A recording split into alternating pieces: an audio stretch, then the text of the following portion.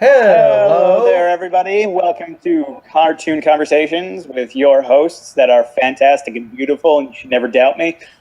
This is Elliot Hatch, and on the opposite side of the screen is, well, you, technically. But for me right now, it's Jordan Stein.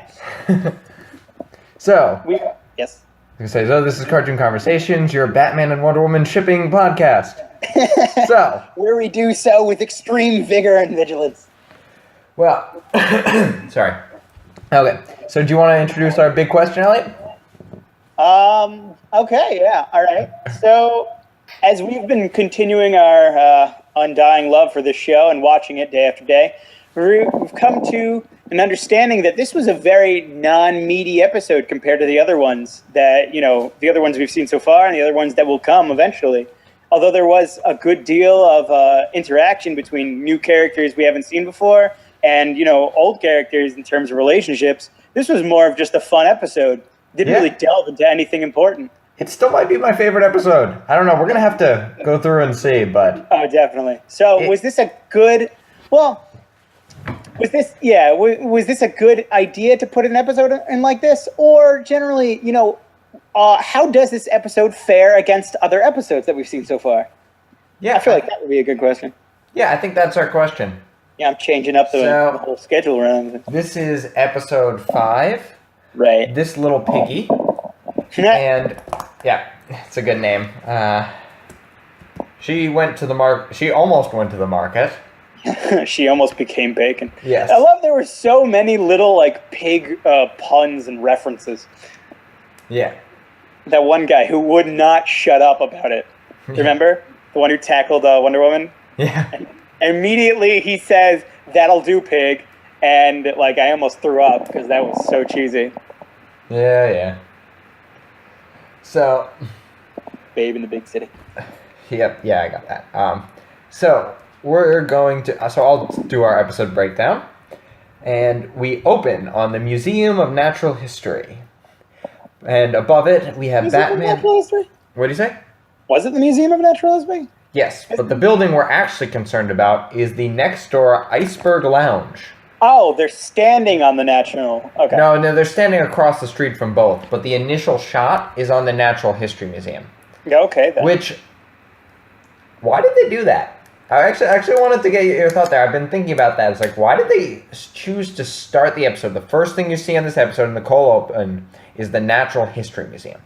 Well, that was, I feel, they had a really strong presence of adult humor in this one. They had a lot of adult references that definitely kids wouldn't get nearly as quickly. So putting in another thing like that museum, adults would immediately, understand what it is. They have a bit more of a thing that kind of grips them to the show. They have something that can really, I guess, something that keeps them engaged. Even if it's just something so small. Okay. I thought it might have been a red herring for people who didn't know what the Iceberg Lounge was. Like, if you're a DC fan, you know that the Iceberg Lounge is Penguin's headquarters. But if you're not a DC fan and this is your introduction to the DC universe, which it was for a lot of people, if you were just a couple years younger than you and me. Right. And I thought maybe it was just a red herring that you didn't know which way it was. And I like it better, I think. It could just show the importance of the area. Yeah, it might just show that the Iceberg Lounge is in kind of a nice area, so that Circe wanting to perform there later in the episode makes more sense. That this is a premier club. Nothing but guys in suits. Yeah, it is nothing but guys in suits and girls in dresses with no backs. So Wonder Woman and Batman are on stakeout, and we go into now, which is, for Batman and Wonder Woman shippers, this is pretty much the Holy Grail. This is pretty much... Oh my god, yeah. This is the best you're going to get. This is, if you go on forums about this, you will see endless talk about this scene. This is one of the most famous scenes in Justice League Unlimited. Because the chemistry is dialed up to 11. Because Wonder Woman is hitting on Batman so hard in this one. I love that in their relationship, it flips the normal script. Yeah. In the normal script, it's the man who pursues the woman, and the woman has to be sensible and reject him. Right. In this one, it's the other way around. And usually when they do flip that script, she's very demure and she doesn't quite, how should I put this?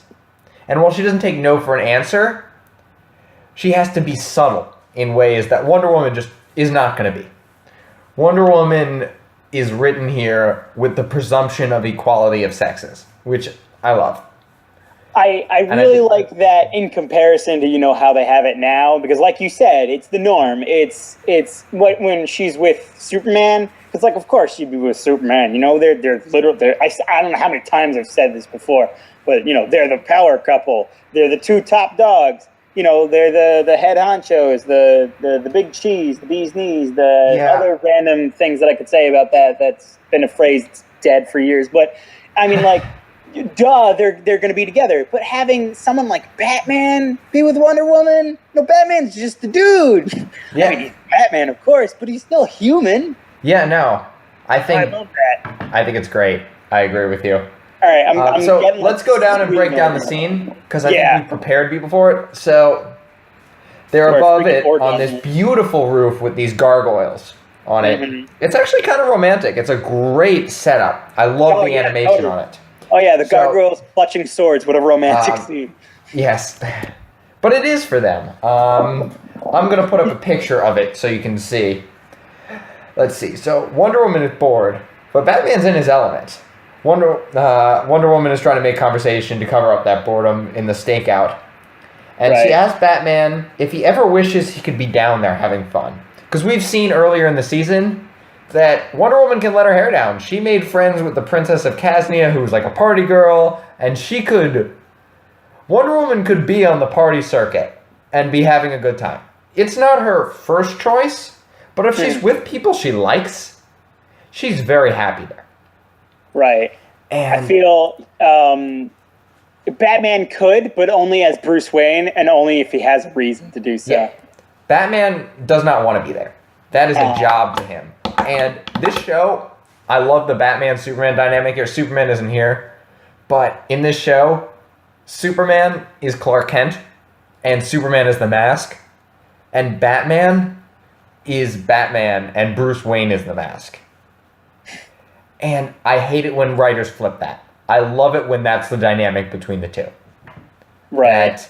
That Batman, even though he's just human, is superhuman. He's the superhero. He's above considerations like love or happiness or things like that. And Superman is this incredibly human, amazing character. Right. I love how they did that in this show. Right. Sorry, I'm diverting. No, it's fine. I mean, like, that's the whole, us squeeing over this is literally. So then Wonder Woman asks him if he ever wants to be down there, and he points out he's down there plenty. Oh, I'm down there as enough as I have to be. Yeah.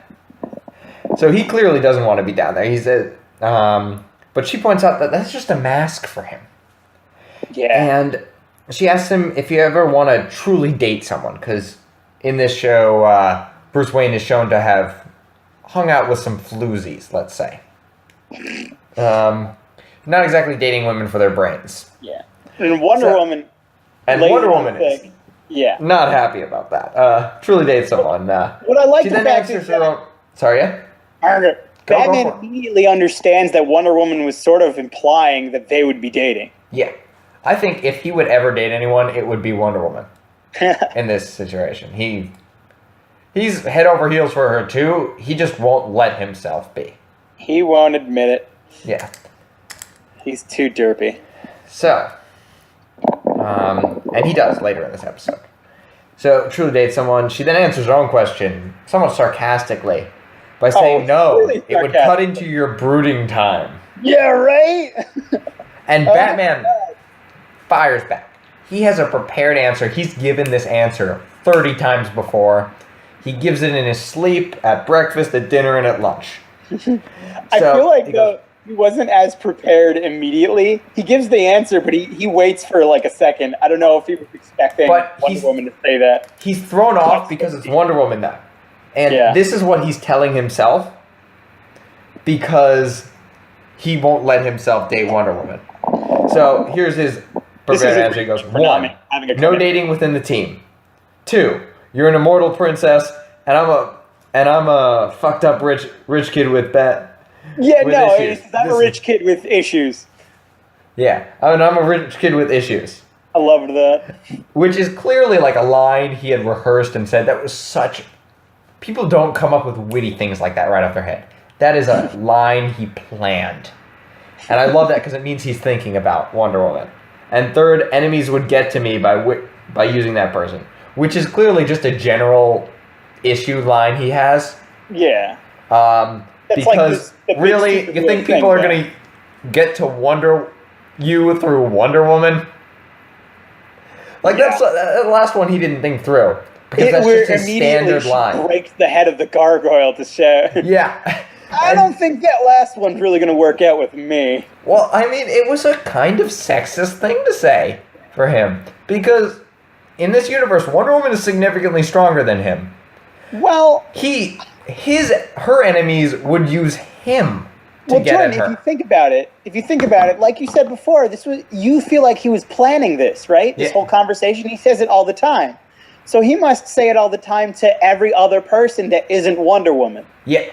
I think this is like a line he's rehearsed to himself if he ever had to deal with this. You know, when there's someone you like, you kind of rehearse in your head what you might say to them. And when this conversation comes up, I think this is the lines he's rehearsed for situations like this. That 1 in 3 are lines he said to 101 girls. And I don't think that it's him being sexist. I feel like that's just the common flow. Well, even if he was gay, he'd say it to every man, No. meet. Line 3 is not sexist with any other woman but Wonder Woman. I don't think it's sexist. I think it's just I don't think it's sexist. It's because of it's a relationship, and that's the superhero thing, That's the common cliche where they use the damsel in distress. They use the loved one to get to the superhero. Yeah, but Wonder Woman's about as much as fit to be a damsel in distress. I don't am. Even then, okay. Sorry. What if some kind of magical source happened, that does happen quite often, that fucked up with Wonder Woman to get to Batman, and it can happen, and that's what he's assuming.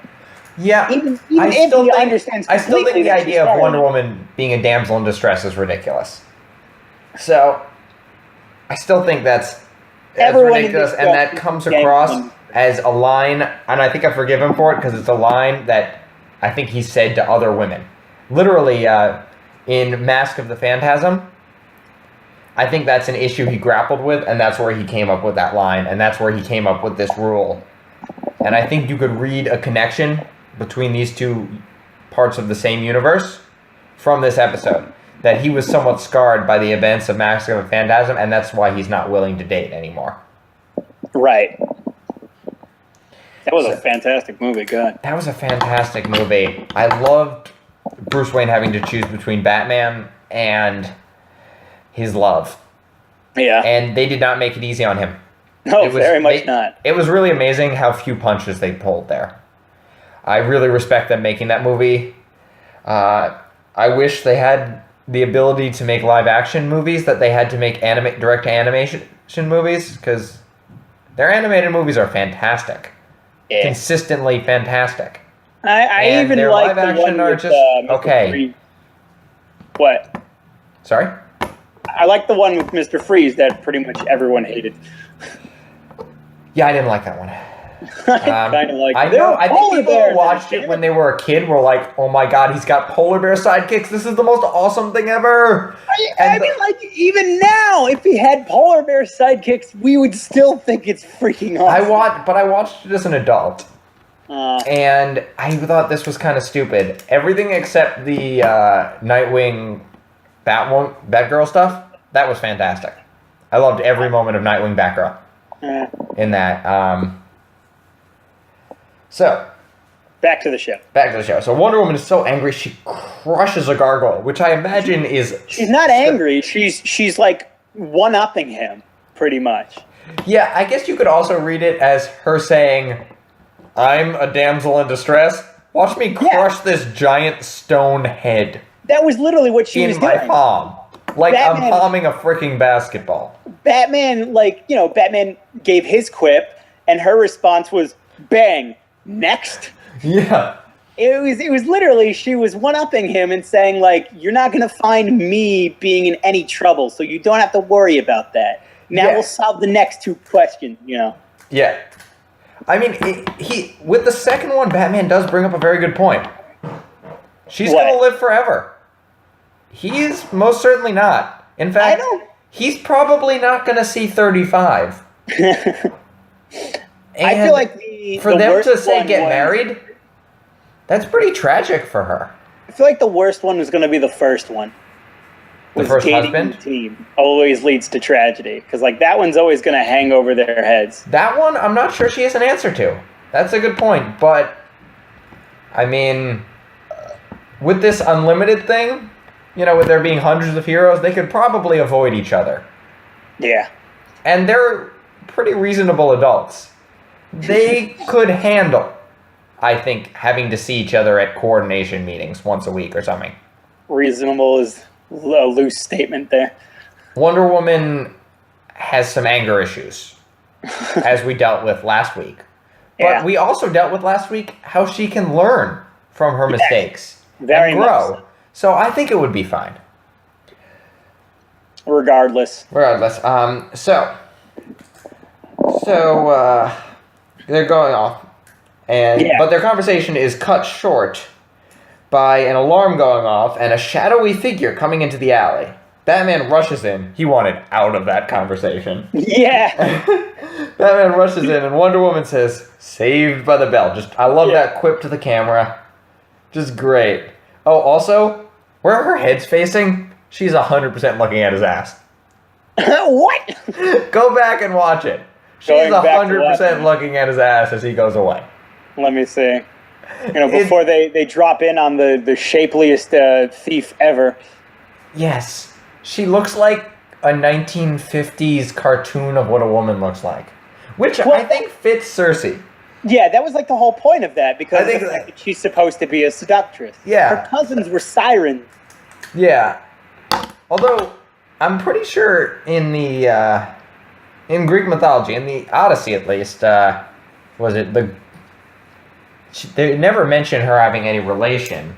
Although she's a daughter of Zeus, and the sirens might also be a daughter of Zeus, or maybe, a daughter of Poseidon, maybe?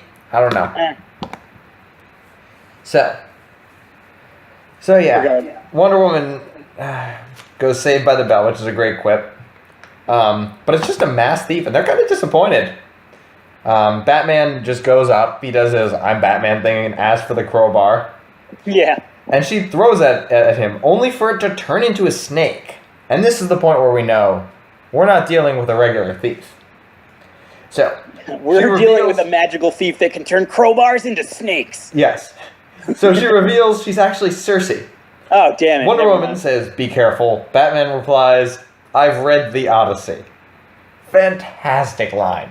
Yeah, that's more showing off the fact that this is really this is an episode that's also for adults. They have so many references that only an adult would really truly understand. Yeah. Which must mean I'm an adult. Oh my god. I can finally go out and afford things and have responsibilities. So will I freak out about that? Yes. I'll continue the breakdown then. So, he throws 3 batarangs at her. She turns them into, what was it, bats or something? Doves. Doves. Okay, thank you. So, it turns them into doves and they fly away. Wonder Woman asks how she got out of, they call it Hades, but it's Greek hell, basically. And she says, overcrowding. So, I guess Greek hell is exactly like California prisons. Yeah, it was definitely a lot like, it wasn't really just a hell, it was a lot like a prison. Well, that is the traditional Christian idea of hell. I don't think so. It was original, if you read Paradise Lost, or stuff like that, or early Christian theology, hell is originally for Lucifer and the 1/3 of angels who rebelled against God. And then God didn't have a place to put the bad humans, so he also put them there. But mainly, it was to punish the angels. And the human thing is just kind of an odd fit. But it's kind of sad that there's overcrowding in hell. Yeah, that's just like seems a like tragically horrible thing. I know. I don't think they thought about anything, but when they did it, but imagine. There is no more room in hell because there are so many bad people. And there are so many bad people, they had to release Circe, who is particularly bad. She has really very few redeeming qualities in this. So think of the people who had to get let go before. Think of how many people were better than that. And I feel like it's like crazy Greek god hell. So I don't think they've got that many people in there. I don't know. I thought that was kind of sad that they had overcrowding. It was another cute thing that only the adults would really care about. Yeah, that was another great adult moment. Yeah. So she was on parole and said that she was her one thing was that she couldn't touch Wonder Woman's mother. Yeah, that was her one thing. But in doing that, I guess the Greek gods forgot to put a prohibition on Wonder Woman because Circe easily defeats Batman and Wonder Woman and then turns Wonder Woman into a pig. And now we hit the opening credits.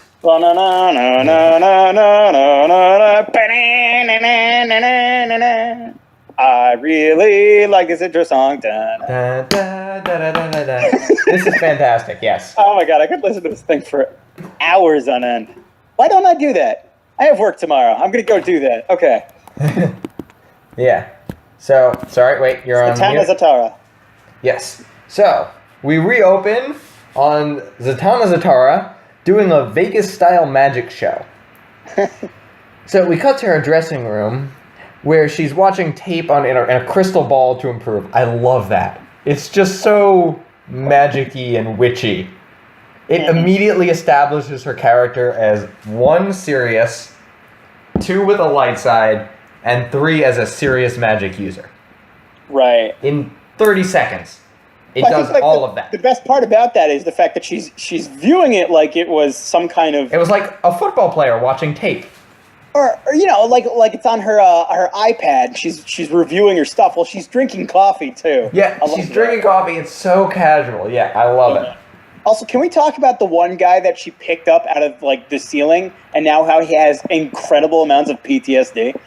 Yeah, I imagine that was somewhat scarring. In my mind, I think he's a plant. Giant hands. Legal reasons, he's got to be a plant. She just hires a clack every show and just goes, "Here's $20. I'm gonna grab you. Heads up." I'm just gonna, manhandle the crap out of you, but don't worry about it. Nothing bad happens. Yeah. So you'll be fine. Batman just appears in her dressing room and asks if the show uses real magic. Zatanna is pretty conversational, but Batman cuts her off, saying someone's in trouble. And then she immediately gets into gear too, which was kind of nice. She gets serious like that. You can tell from this scene, we know Zatanna here less than a minute, but we know, 1, she's very close to Batman. There's real friendship and warmth in that relationship. Almost 2, borderline some kind of longing. There might have been a romantic interest. Especially maybe a mutual one. Remember how she said, we're just good friends. That was almost cynical. Yeah. She said it almost with we're just good friends. But I want to be more. Yeah. Crap. Yeah. But only. Yeah. I think that there's a long relationship there. I know in Batman lore, she's the one who taught him how to fight magic. Really? Yeah. That's pretty cool. When he did his preparation to be Batman, he did a year's training under her to learn how to fight magic users. So Zatanna, someone's in trouble. They go to the Batmobile where they finish their conversation because Batman walks her to there and reveals Wonder Woman as a pig. Zatanna instantly knows it's Circe because it's all over the mystical Ethernet.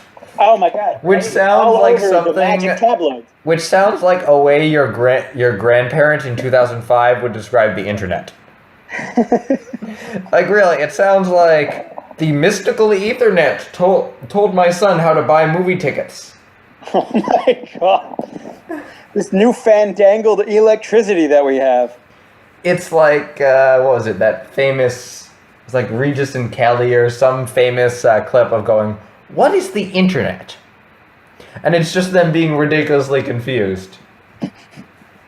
I can't say that I have seen that. But... Oh, it's a pretty famous clip. Doesn't matter. It was on a car commercial. They redid it.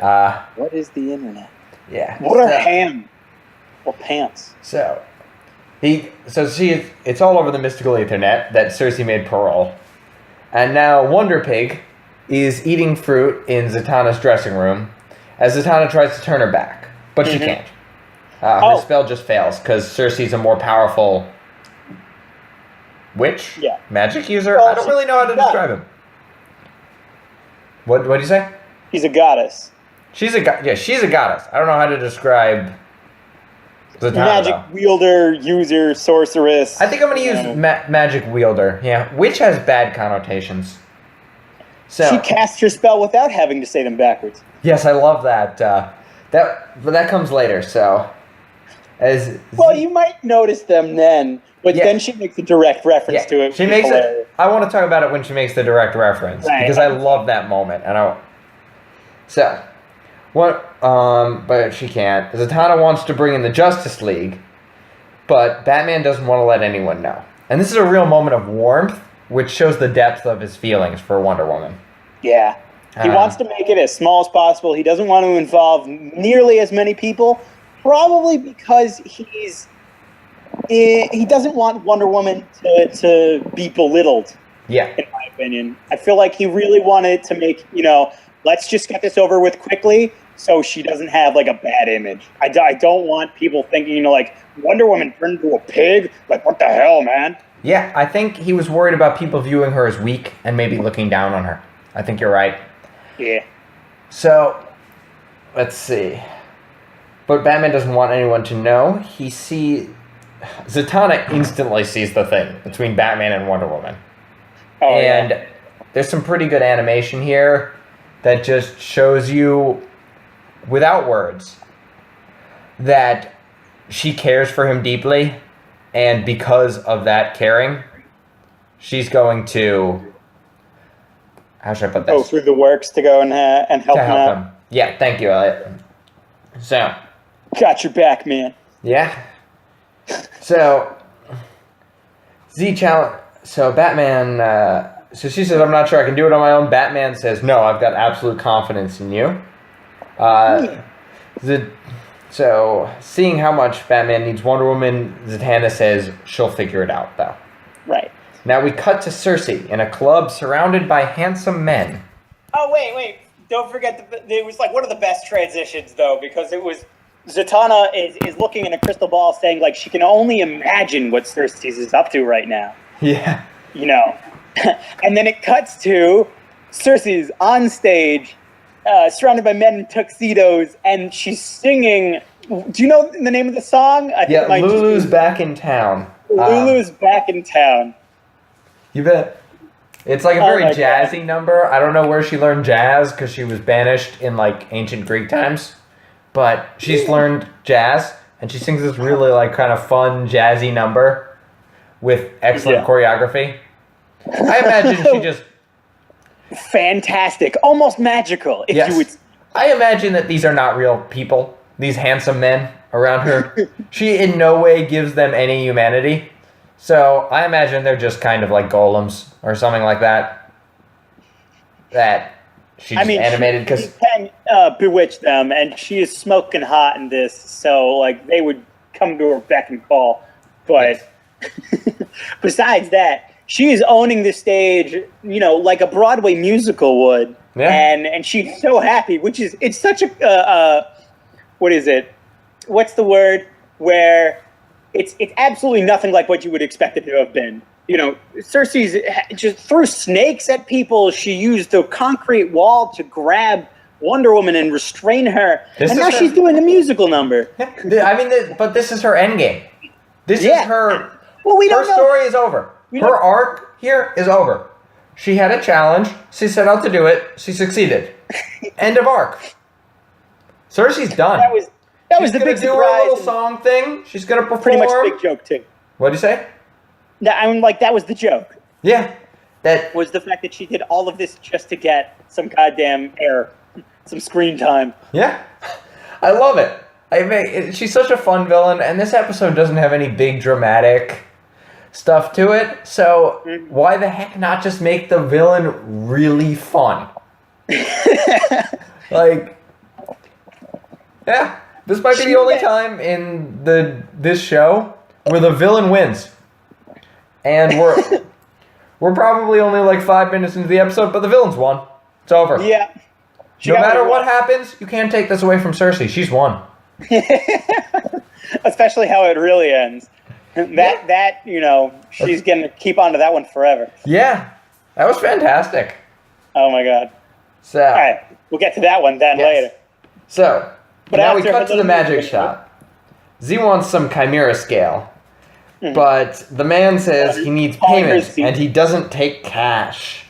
Yes. He demands an ancient Chinese coin, which is technically cash. And... well, he said it was a good luck coin.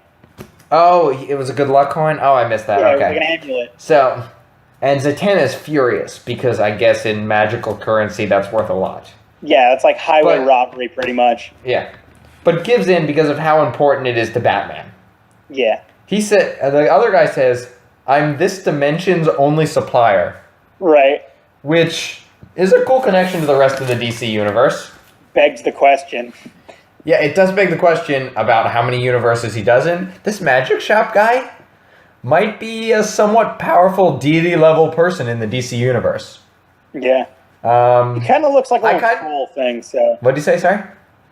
He looks sort of like a troll, like that one guy that follows around Adam Warlock. Whose name I can't remember at the moment. It was like Pip or Puck or something with a P. Okay. That's a good point. He looks like a little troll, whatever. Yeah. Okay. So, Batman puts a leash on Wonder Pig during this conversation. Wonder Pig. WP. Yes. And Zatanna does a spell in English and explains it works better frontwards than backwards, which I love. Right. This is such a great scene for introducing Zatanna's magic. Because if you're a fan of the comics, you know that all of her spells are backwards. Yeah, and that's everything like her pretty much thing. That she does.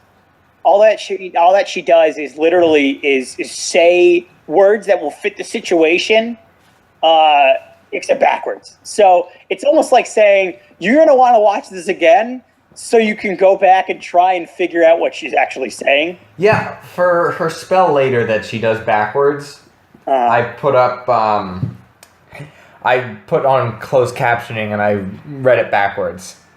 That's pretty cool. So, you can do that, and that's kind of cool, like, because it tells you what the spells are going to do.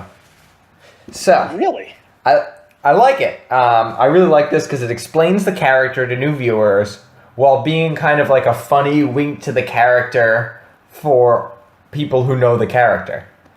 And this is also, just like a funny little thing that you might want to go check every now and again. It's like a little treat. Yeah. I don't know if Zatanna appears again in this show, but I hope she does, because this voice actress is fantastic. Yeah, and the animation and the relationship she has with Batman is so deep and so interesting, and I want a whole episode of just them doing buddy cop. Right. Just you'll get a little bit more no Wonder Woman. Sorry, in something like Young Justice, but you get some. She's great in Young Justice too. Totally different character, but also great. She's unfortunately not in Young Justice Season 2. But, okay. So she does the spell. Lights swirl and explode, but no dice. Zatanna demands her coin back, but is repulsed. She starts arguing, but Wonder Pig has escaped. They leave, but not before Zatanna uses magic to get her coin back. I love that little bit. It just makes her more of a strong, cool character that she one-upped this multi-dimensional deity magic shop salesman. Right. So. I also like the fact that what she says backwards is refund. Oh, it is? Really? Yeah. I actually went and I started to look at the ones that she said, because I realized I forgot the whole thing that she says words backwards. So it was like, a little thing, and the coin shoots back into her hand, and so I paused it, I replayed it, I'm like, wait a minute, that she just says refund.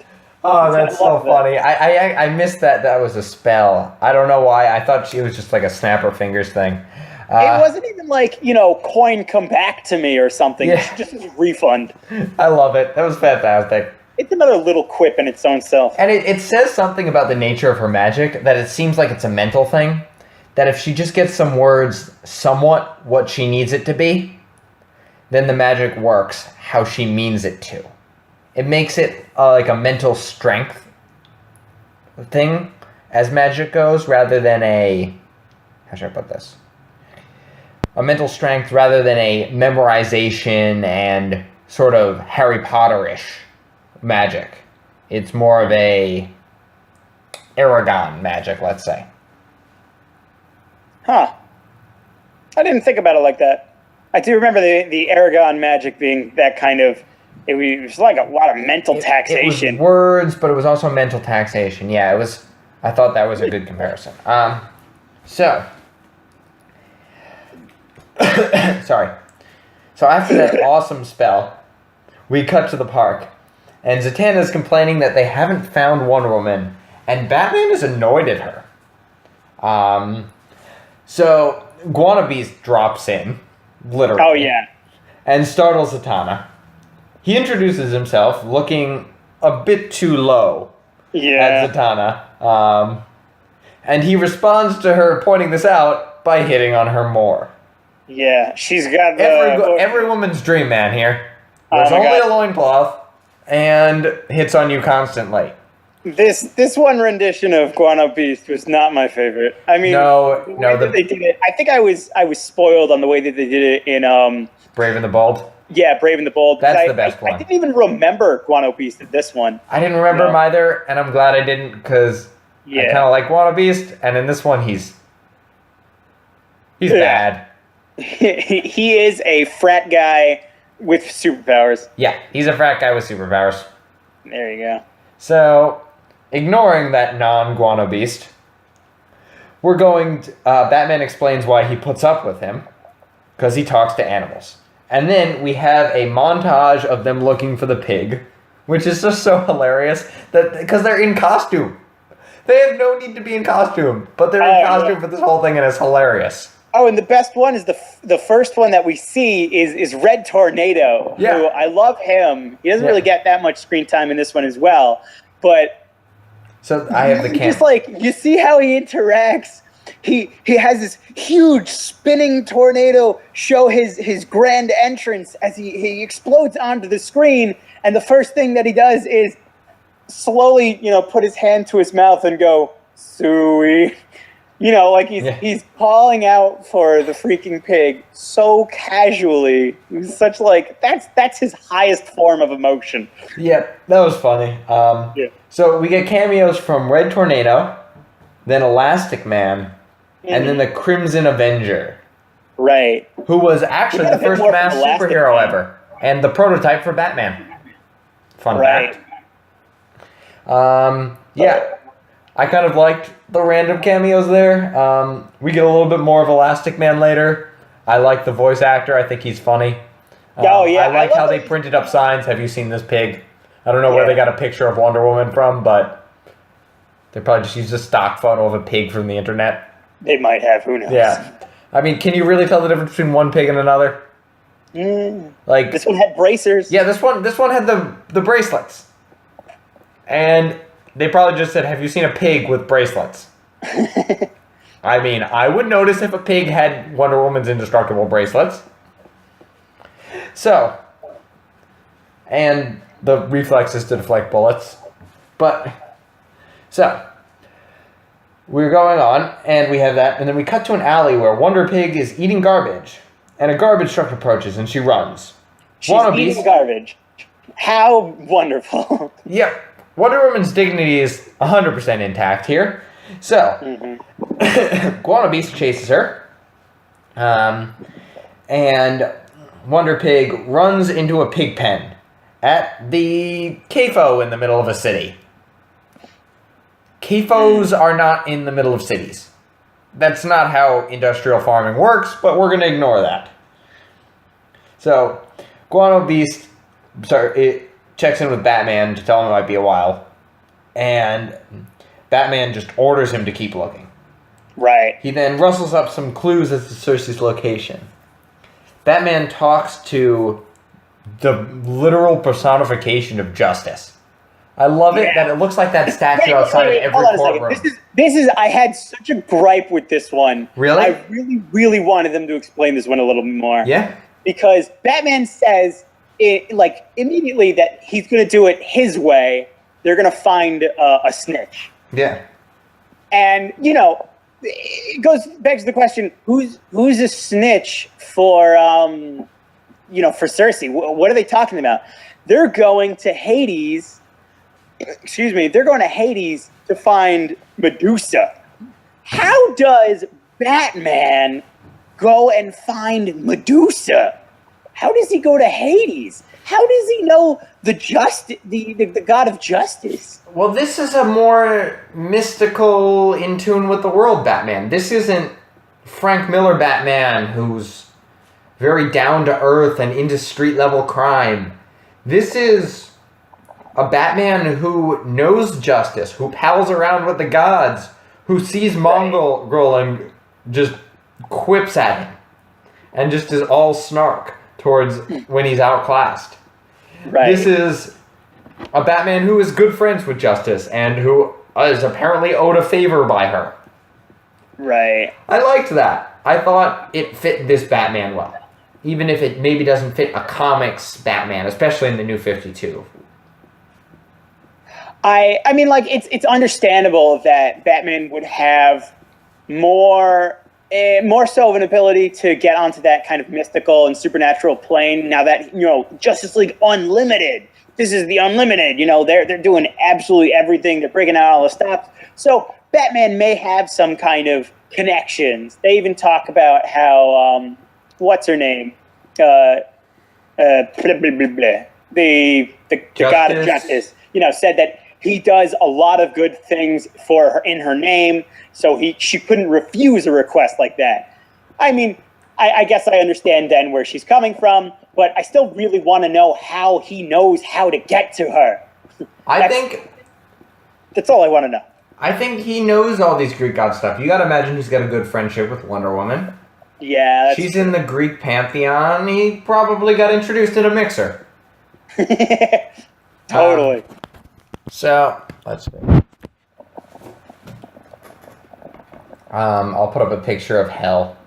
Ye old Greek god mixer. Just get the fuck away from Zeus. He's drunk again. Yeah, I imagine Zeus is almost perpetually drunk. I don't think we ever see Zeus in this show. It would have been cool. They do reference him. They reference him several times, but we never see him. I would have loved to see how they draw Zeus. I think it would have been cool. So, Wonder Woman is still in the Intercity CAFO,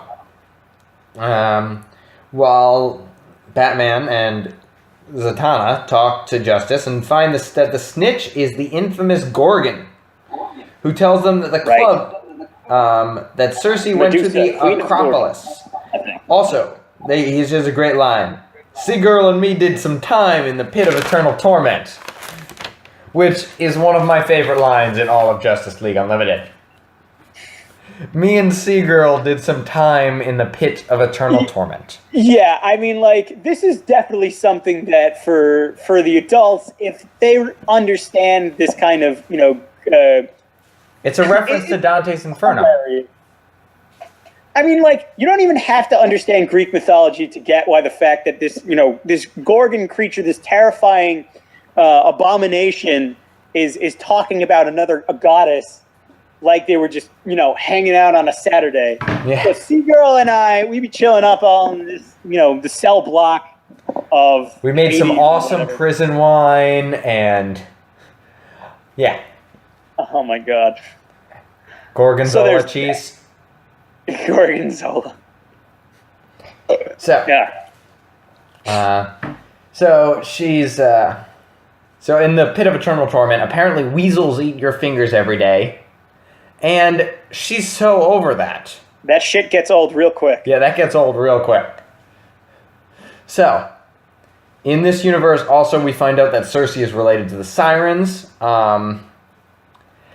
and which is kind of strange because in regular Greek mythology, the Gorgon, Medusa, is actually related to the Sirens, but that's a different story. Right. So they gave Circe some of the Gorgon's characteristics, which is fine. And so the Gorgon has knocked 30 years off her sentence, which means she's getting out in 4010, which is somewhat disturbing that they're letting her out. But, okay. I don't know how you make her safe, ever, for human society. It's one of those, she stays for thousands of years, so eventually we can bring them out. Okay, well, I'm sure they'll figure it out, but I'm not sure why they're going to let her out. She sees someone, accidentally turns them to stone, and then is convicted of murder again. So she's back in there for another 1,000 years. A really nice place off on the side in the suburbs somewhere, and there we go. She'll live off the land with her creepy hair thing, and she'll become like a farmer. All right, she will be the ghost farmer, there you like go. old McNinja. Like old McNinja. So now we cut. Now we cut to Wonder Pig, who is walking to her death in the CAFO processing plant. CAFO, stands for Concentrated Animal Farming Operation. And it's basically like a giant factory farm. They're really disgusting. You can look them up. I'm not going to get into politics right now. Right. So, which is also another thing. She's walking to the slaughter floor. Sorry, yeah? That was the way that they portrayed this area, the way that they showed it was like a lot of mistreatment, and all the workers were kind of disgusting. They were. They're the closest thing we have to a real villain in this episode. Yeah, and they were like, they were the brunt of the joke. They kept getting tricked up by a pig. Yeah. They were just getting knocked around, slapped a bunch of times. The one guy was constantly bumping into crap and falling over, and he was just being made a fool of. Yeah. They were really looking down on these guys. Yeah, that doesn't say good things. About the show. So she escapes, and he chases, and a dirty, kind of disgusting employee chases her. She escapes, but he gets his gun. Dun dun dun. Yeah, why does he have a gun? Yeah, I don't know why he keeps a gun. In case a pig pisses him off? Yeah. Yeah, that was a weird... Just in case one of the pigs is running away, and he absolutely cannot catch it. Yeah. So, he apparently needs to shoot the crap out of this pig. So, we cut to Batman and Zatanna, who flash into the Acropolis. Zatanna is impressed with the Gorgon statues, but Batman just runs in. That was another line. Oh yeah, Gorgon says, "Those statues outside the Acropolis, my work." And then when you go see it, you see they're all looking terrified.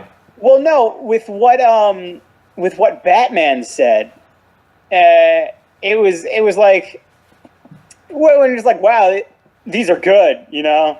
And Batman goes, too good. I was like, what the fuck are you talking about? Well, because those were people. Yeah, I know they were Each people. one of those I'm was a sure murder. He knows that they were people. Yeah, but she's like impressed with the artistry. He is reminding her that it's murder.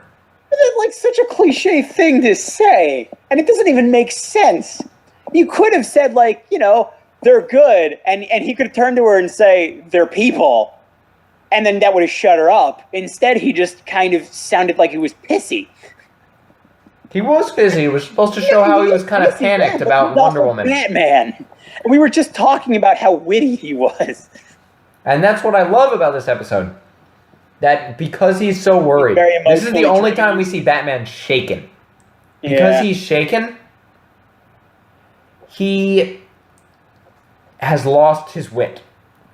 I love that. He's emotionally driven, this one. Yeah. This is the only time we'll see real emotion from Batman. Right. So, with the exception of the Black Mercy, I guess. So. Oh, yeah, that's another thing. We cut to Circe. She forces the audience to clap for her. Excuse me. She's having the time of her life. She asks for requests, and she gets a spell from Zatanna, which I looked at it backwards. It says, "Objects attack Circe."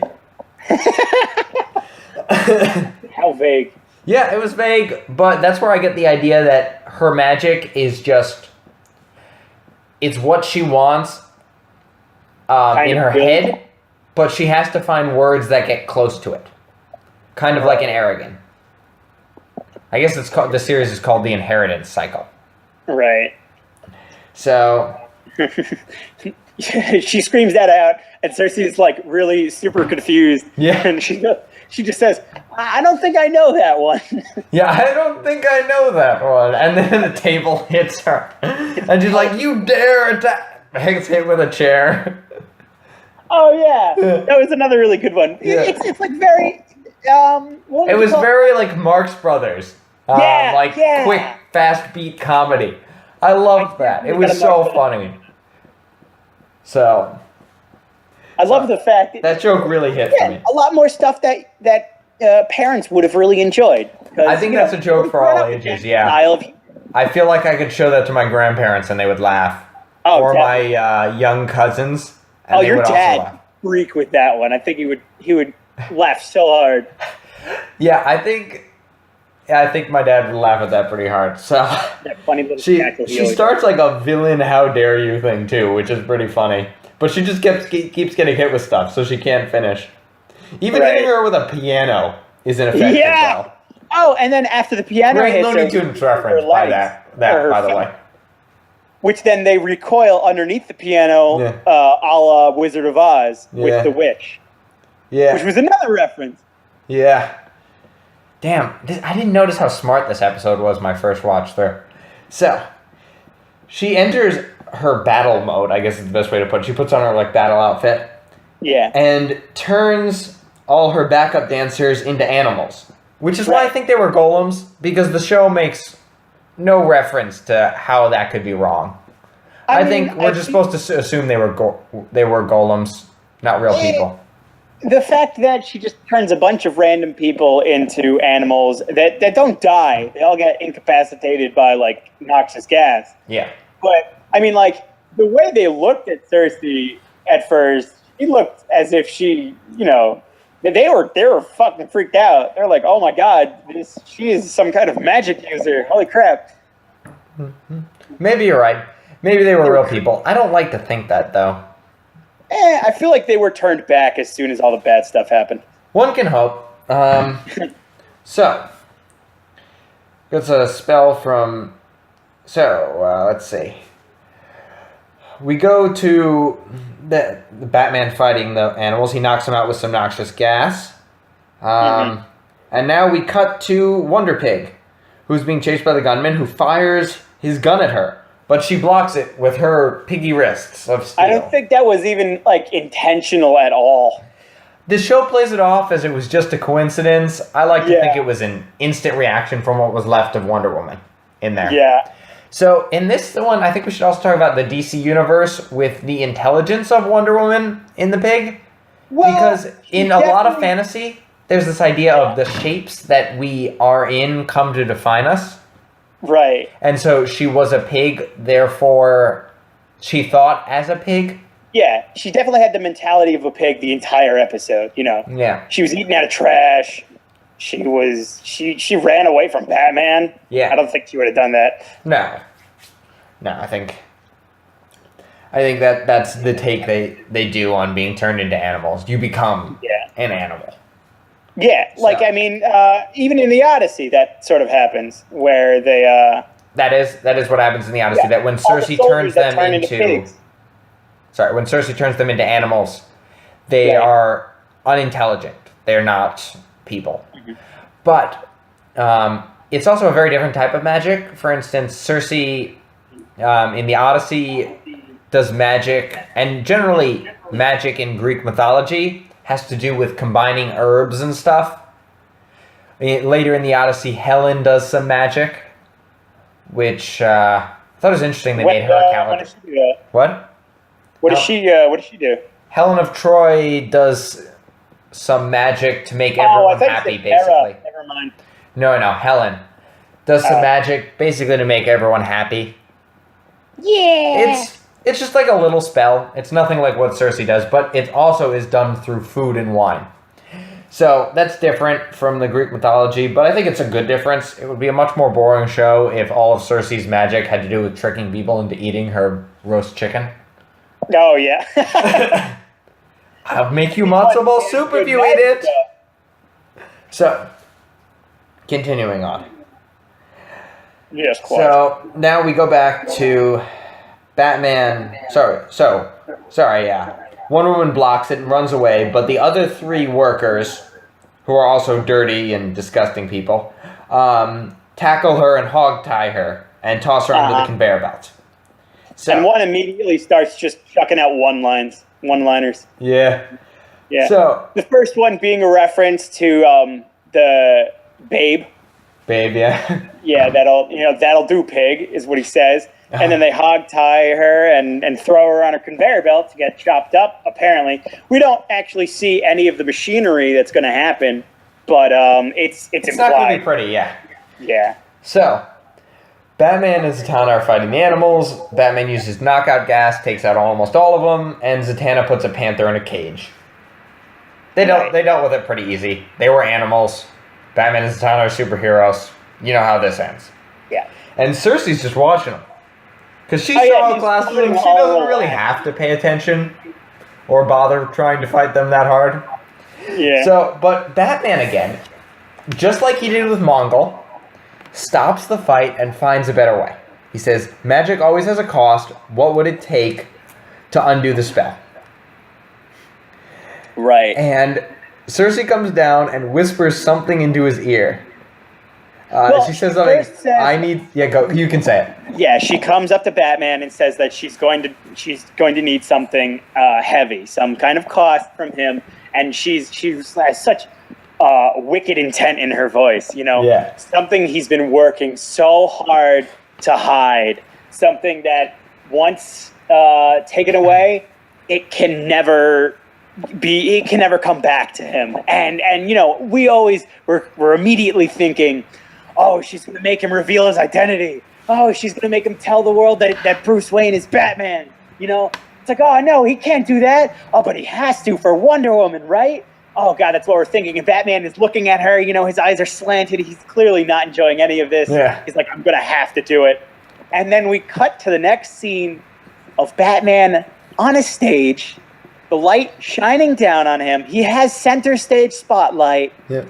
microphone in his hand, Ain't I blue? starts to sing. Ain't I blue? Batman starts singing some Broadway musical song, some kind of, low, soft, somber melody It's a classic, like Sinatra-like croon. to a love whole it. crowd, and they're enraptured with it. Wouldn't And you we're be if you left- saw Batman singing, especially that beautifully? Oh yeah, and we're sitting here looking at this, on this screen. What? What just happened? Wasn't he supposed to reveal his identity? What is he doing? Yeah. So we got to him It's singing, another and one. then Hold on, we hold go on, to. hold on, Sorry. hold on. Wait. This is the final thing for the parents. Like, this is a song that from a time period, you know, your parents might have known this. They might have really appreciated the song. I didn't think to look it up. Yeah. I wonder if it's a real song. Let's see. I'm sure it is. So. The fact that, you know, we really were expecting Batman to have revealed this big identity, and instead it just, you know, like such a cheeky way, it shows him singing Broadway.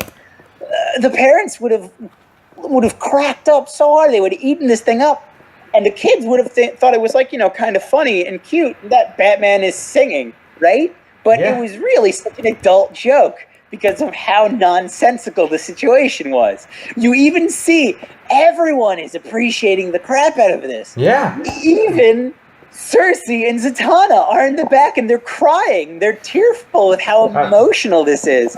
And they love it. Even Zatanna shares her napkin with Circe. That was so funny. Yeah.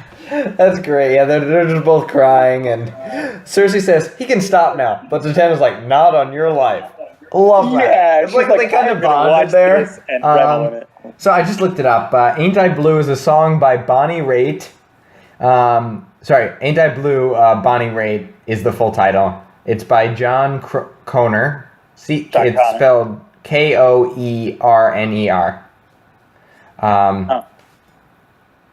Let's see. Yeah, oh no, it says artist and album Bonnie Raitt. I don't know. So it was released in 1971. It's just a pretty standard love song. Right. So it's pretty fantastic. Probably top that he's charts. singing this. And 1971 would mean that, yeah, for the parents, it would be a song they would know and remember. So, definitely seemed like it would have been an older song, right? Yeah. Something like in the 50s or 40s. Yeah, I would have thought it was a little bit older than that, but 1971 fits the more for the parents image. Because if you have younger kids there, you probably remember 70s music pretty well. Yeah. So, Wonder Pig is about to be slaughtered. She's hogtied on there. She goes behind a wall when suddenly Circe undoes the spell, and she becomes Wonder Woman and sets the pigs free. Hooray! The pigs are all safe, and now pork prices are going to go way up. Oh my God. I'm not sure why we're so happy that the pigs are safe. I mean, I care Wonder Woman is safe, but... Yo, she bust out of that thing, and it looked like she was about to, screw the last episode, I'm violent right now. Yeah. But she doesn't actually hurt them. Of course The not. pigs do that. So, Yeah. Batman explains why he can sing that song. He's constantly, he's the whipping pig, you know? Yeah. So, Batman... he gets off the stage and Zatanna is there to greet him, and Batman explains why he knows that song. He was staking out some guy because the Penguin wanted to get to him, and Harry, what's his name? He just kind of expects Zatanna to know the story. I love that. You could just go past that scene, but it tells of an intimacy between them. Well, there's another one. They have this whole shared history there. It was just a great world building line. Right. And the fact that Zatanna even remarks, is there nothing that Batman can't do? Yeah.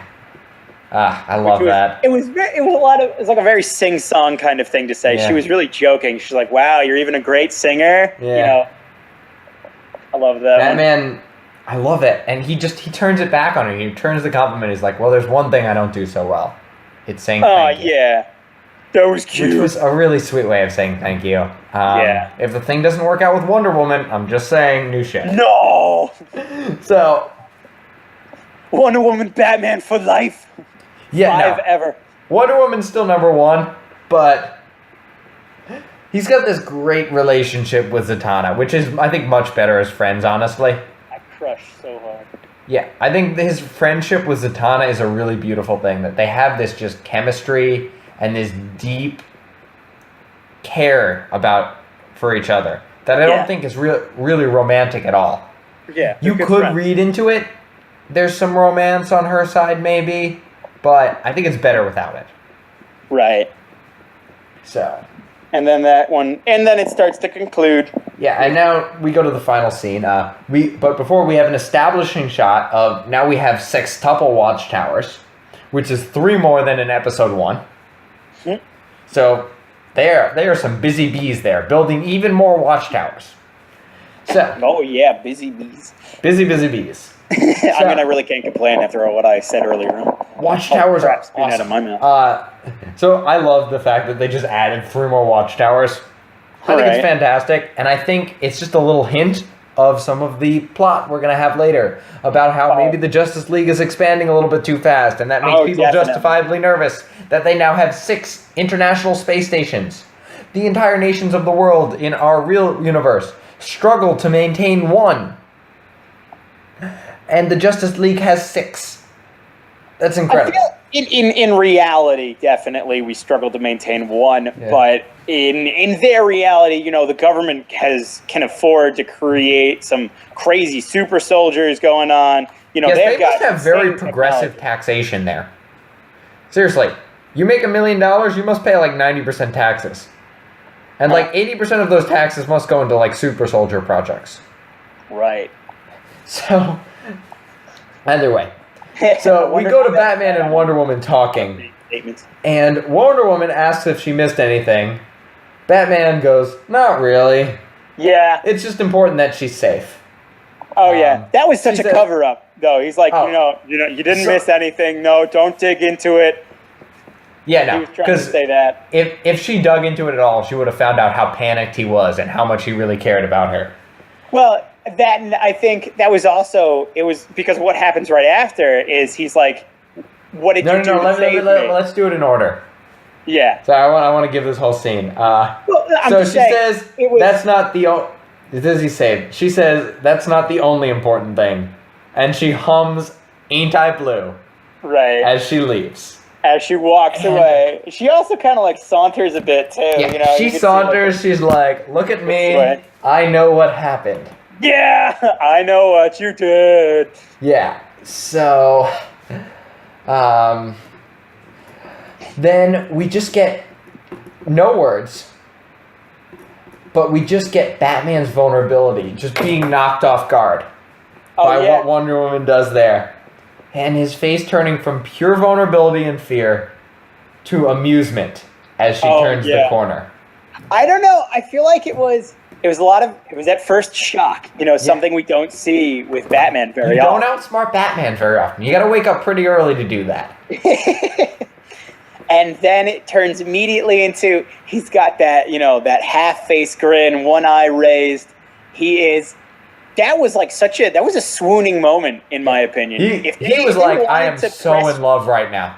Yeah, if they wanted to press I have never been more in that love. relationship, yeah, you know, that would have been the moment. Yes, no, if this was a more adult show, the episode would have ended with him catching up to her and a dramatic kiss. That's how the episode would have ended. But this is a kid's show, so they weren't going to really do the romance.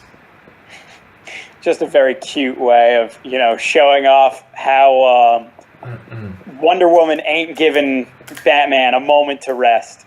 She's so perfect for him because she doesn't put up with his shit. Yeah. Everyone needs that little Spitfire. Yeah. Woman that won't let you get away with nothing. Yeah. Or man. Who knows? Yeah. That's exactly. She's the perfect woman for Batman. And vice versa. But that's the end of our episode. So now let's look at our big question, because having gone through this whole episode, with the sextuple watchtower, I think was the only time I ever talked about the broader plot of this show. And that was just a little bit of something. They didn't really talk about that much until much later.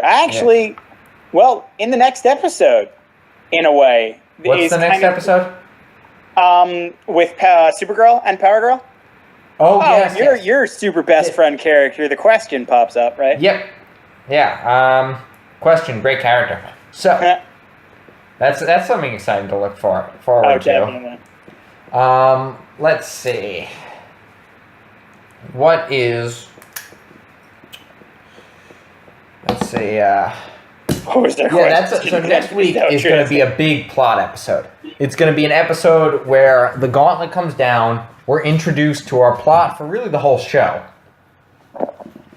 But right now we're still in this meandering phase. And the other episodes have all had, I would say, some show development, but not this one.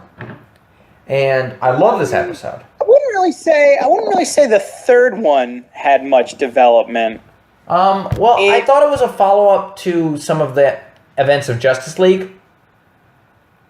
Right.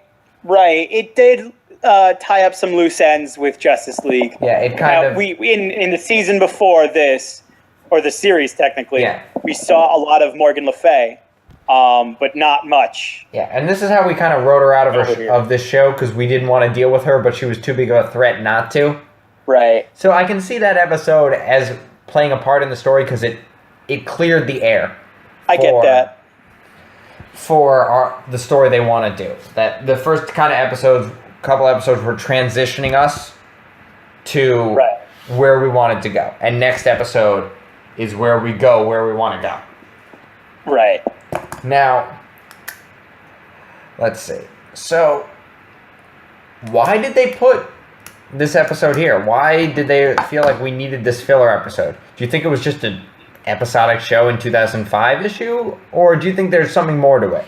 Well, the thing is, these episodes, the first 5, are very disjointed, you know? Yeah. We're just introducing a lot of new characters, showing off the grand scheme, or the grand span of the Justice League, you know? Yeah. We're showing off a bunch of new characters, each one having their own little place, each one having their own little, way that they affect the world around them with their own brand of superpowers and their own brand of justice. Yeah. And that's what really connects each of these episodes. It shows the big Justice League members, Batman, Superman, Wonder Woman, and all those other. And then it shows how they interact with the others. Yeah. Except for episode 2, which was 2 is its own thing. Those guys. Yeah. 2 was the don't worry, we're still going to focus on this the Trinity episode, but we're doing something new and cool. Yeah. Is the rest of the time. It was kind of setting up some of the themes of the show, if not the plot. Right. So, maybe we could make a story like the first episode sets up we're dealing with something big. Right. The second episode says, don't worry, we're still going to get the characters you love from the last series, their development. Uh-huh. Episode 3 ties up some loose ends from the last series. Episode 4 shows us how the new characters can have our old characters grow. And then this one, we can say, shows us... I don't know, what does this episode do that the others don't? It shows us the more lighthearted version. Yeah, I guess so. I love how lighthearted this episode is. I think I'm a big fan of lighthearted superheroes. Both Elliot and I loved Batman the Brave and the Bold because it was just unrepentantly saying, being a superhero is kind of awesome. Yeah. And you know what? It is. Way more lighthearted, of course. I don't know if this episode is going to go up before the new Supergirl show, but as of the time we're recording it hasn't gone up, and I really want to watch the new Supergirl show because it seems like it takes that same sort of tack that, hey, I'm a superhero. This is freaking awesome. Which is the proper reaction to being able to fly and being bulletproof. As well as I heard the show also deals with some pretty cool feminist themes, which I also want to see, so I'm pretty excited for that show. Yeah. It might be terrible, but we'll see. That makes sense. I mean, like, herdider. So you think this show is the lightheartedness of it? Yeah, I guess that's all you can say it really brings unique to the table. Otherwise, it's just kind of like a rehash of the second episode. It's a better rehash of the second episode. This is better. I would choose of the two this one, but Yeah. I rank this episode a little bit higher than I think other episodes because I feel like it really, it shows what a cartoon wants to do. It shows, the cartoon takes the characters that we know and love, and it shows them in situations that, we can root for them. It's not too heavy. It's not really that heavy at all, and it's lighthearted and comical. It's funny. Yeah. It's lovely. It's a beautiful episode to me, in the sense that these are the episodes we're going to remember, man. Yeah. I didn't particularly remember the ones that had those deep moments of plot where they really get together and work on the character. You remember the episodes where Batman sings in front of a crowd of people and Wonder Woman was a pig. I don't know. I remember this episode because I love this episode. But well, why do you the love episode that I think I would compare this to so far, number 2, for The Man Who Is Everything, Yeah. I didn't really remember. What I remembered was the big plot. When I sold this show to people, I always talk about... I don't want to spoil it. I always talk about the big moments. Right, about the themes of the show. The really cool ideas here, how the villains have a good point here, and that the superheroes have to acknowledge that. Yeah, the crushing climaxes. Yeah, and especially the last scene of this show might be my favorite moment in all of animation. So I'm gonna have to remember what that one was. Yeah, it was... I don't want to spoil it. Okay, so that's what I think of. I actually disagree with you there. I don't think of the lighthearted moments. I think of the heavy thematic moments. Oh yeah, definitely. Back on this. You think of those crazy, those ones win out. But on the smaller scale, you remember the moments that were a little, that were very lighthearted and very funny, over the moments that were they were like The Man Who Had Everything. Yeah. They were dark and heavy and serious, and they were good. Definitely, of course, they were good. But how relatable were they? How you can relate to these guys chasing a pig around, and you can relate to throwing chairs back and forth, and all these clever little nuances that the show had to offer. But that's really what cartoons are all about, is having fun. Yeah. Is getting into these situations that are just so nonsensical and hilarious. Of course they can be very serious, definitely. But why do we watch cartoons? It's to have fun. Yeah, I mean, they definitely, with cartoons and through cartoons, they do stuff that could never be done in any other medium, even with all the CGI and stuff. That this would never work. You could never cast a pig to do this. But I like the serious episodes too. So why don't we go to our big list of Justice League Unlimited episodes? And where do you put this, Elliot? I have my point. Yeah, here's the thing. I really got to start writing these down because I forget about. Oh, I have them. I have it on a Google Drive if you need it. Oh, thank God for you. Oh. But I would put this very high. In all honesty, if not, I would say I would put it in the second slot. All right. I'm really debating over so far the first episode, because I loved it. I thought it was great creative. It was a great creative moment. It really brought in. It really introduced the show at its finest point. It showed everything that the show was going to be. It showed everything the show had to offer in such a great, pristine way. So there's not much that can top it.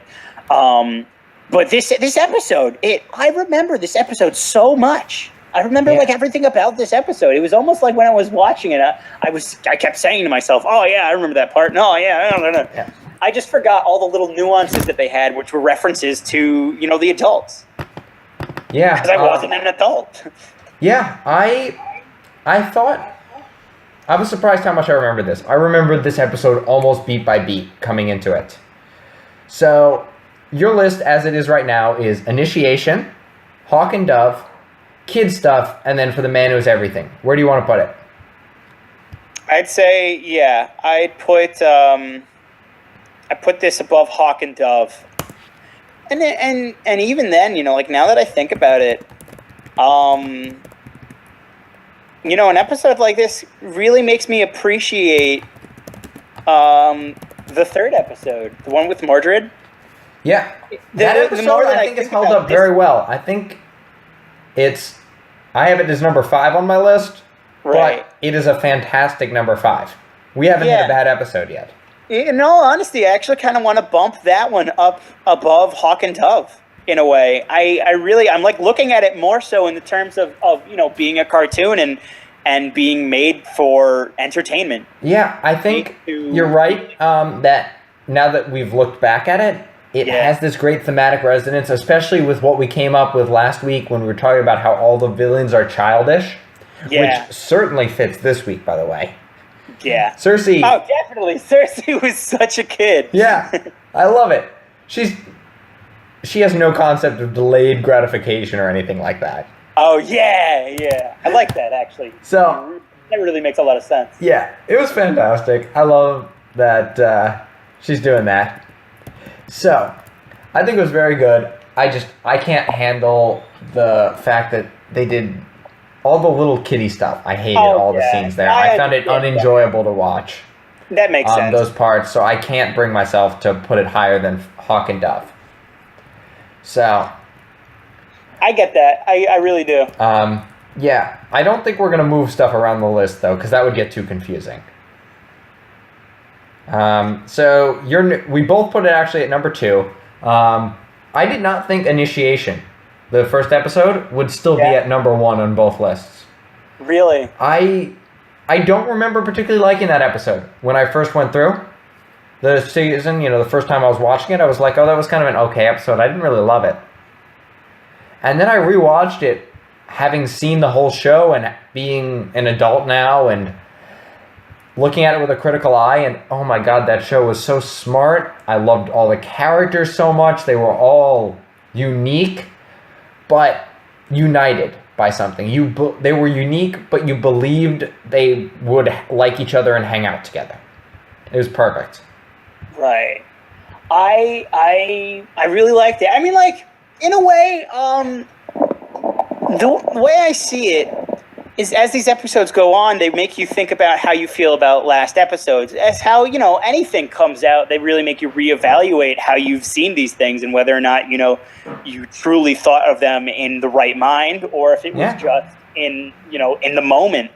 And, I mean, like, I'll start keeping track of my own Word doc then if it's... Oh, it's on the Cartoon Conversation. The Google thing? Yeah. It's a Google Drive. I update it every week. This one, it's already updated. I put a link to it in every YouTube video we post. So you just need to click that link, and you can get to it. You also have access to the Cartoon Conversation Google account. So if you want to edit it or whatnot, right. But I really do feel like I could put that Mordred episode above Hawk and Dove. Yeah, I think it was good. I don't want to mess with the list because... Okay, yeah. I'll go mess with the list myself. No. Yeah, whatever. If you want to mess with it, you can mess with it. Or I'll keep my own list or whatever. It doesn't matter. No, but, I think we should keep it on one doc. But... Yeah? Yeah. Well, then I'll have my own then, all right? I'm going to go... No, you have your own. They're just next to each other. Huh? You have your own just next to each other, and I just don't think we should update it because that would confuse the listener. Well, no, I'll update... Like, what I mean by my own, I'll keep my own freaking thing for check. I'll just, like, make another Word doc for myself. Okay, whatever you want. So, I think that's all I have to say on this episode. How about you? Yeah, pretty much. It was a great episode for kids and for parents, and that's really something that, you know, a lot of shows should think about. Yeah, I think a lot of shows should think about that, because... Something that, you know, families can enjoy. This was the ultimate family show, I think. It had all these great funny moments. None of the humor was dirty, but it was all adult. And I love when things are clearly adult, but at the same time, not dirty. Because it's a level of intelligence higher than what it takes just to write a dirty joke. Right. You know, anyone can make a penis joke, but it takes real skill to make an Odyssey reference in a way that both parents and kids will like. So. Dirty penis jokes. Yes. Okay. So are we done now? Yep, I would say so. Okay. This has been Cartoon Conversations signing off. Bye. You all have a lovely, beautiful day.